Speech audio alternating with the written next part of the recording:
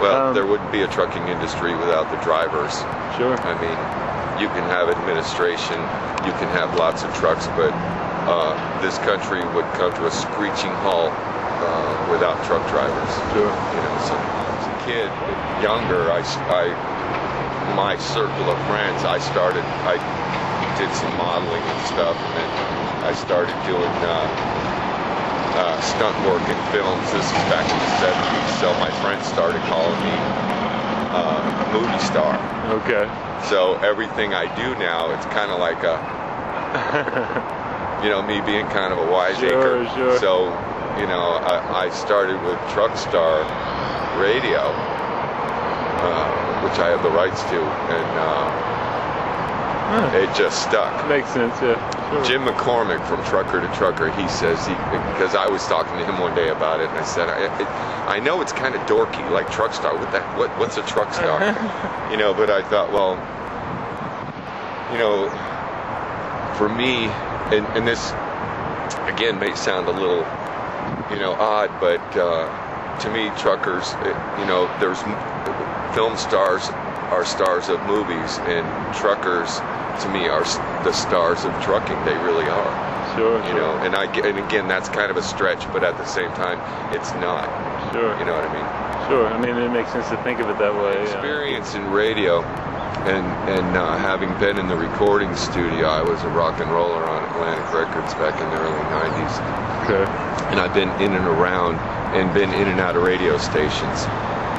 And I know a couple of people that own AM stations and one AM network, so I'm very familiar with, you know, segmented editorial type formatting, commercial. You know, the 24-hour day in a typical AM and FM radio station, every single second is spoken for, one way or another. You know what I mean? Now the DJ does get a little play, but usually they do verbal rotation commercial.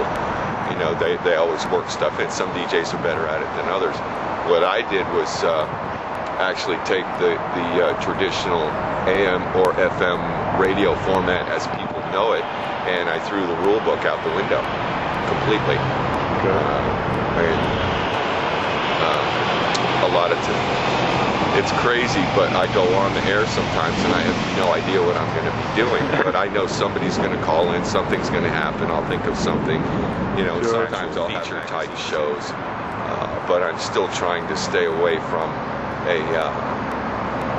you know, what people would still think is a format. In other words, have a particular content, but content with substance. I mean, garbage cans have content, so content in and of itself isn't necessarily.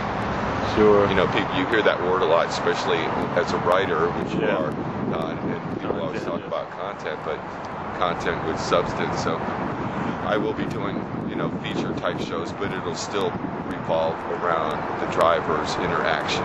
Conversation, basically. Yeah. Okay. Yeah. I started writing a trucking blog about 3 years ago, which used to be on the front page of truck.net and some other trucking sites, top trucking sites. And in the back of my mind the whole time, I had wanted to do a trucker talk radio station, but a little more raw, a little more uncensored, you know, uninfluenced by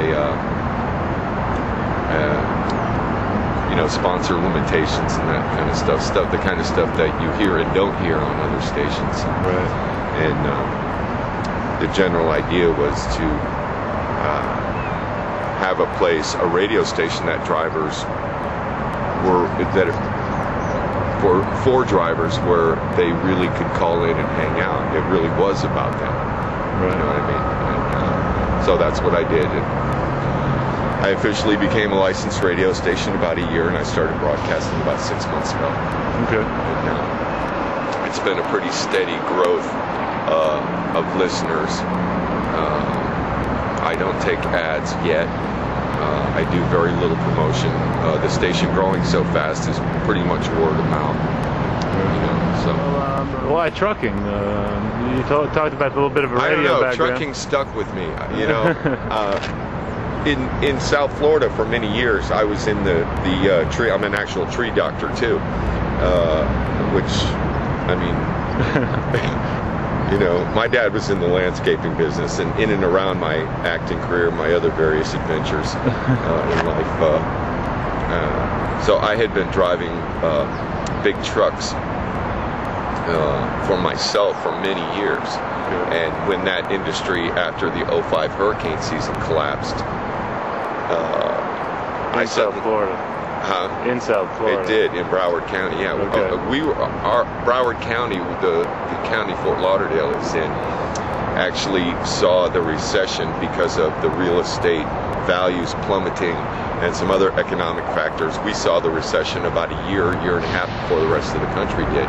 Okay. So companies like mine that had been in business for many years, the top 10, 15 companies are no more. Outdoor service trades. Okay. The hurricane, we didn't get direct hits. I've got one or two, but the succession of storms over a couple of years, hurricane seasons, did so much damage that people are they've given up spending money on their landscaping and the tree work. And of course, almost half the tree canopy in Broward County is gone still. So anyway, I suddenly found myself with a Class A PTX license, and so I started driving big rigs as a company driver, which I quickly found there was not a whole lot of money in that. So I got into a more specialized, and through some friends that, in the end of it, that I'm in pulling highline boats, race boats, go fast, really couldn't put my finger on it. People call me and ask me every day in different magazines, different publications, or bloggers. They'll call me every single day and say, well, what was your plan? How are you doing this? And I said, well, honestly, I wanted to have an internet radio station because I can travel anywhere in the world and broadcast anytime, and every single human being on the earth that has a cell phone or a computer or can get to a computer can take part in my show on Truckstar Radio. That was the original mission, and since I'm in trucking, and trucking has a lot of issues, both good and bad, I thought, well, here I am, so here we are.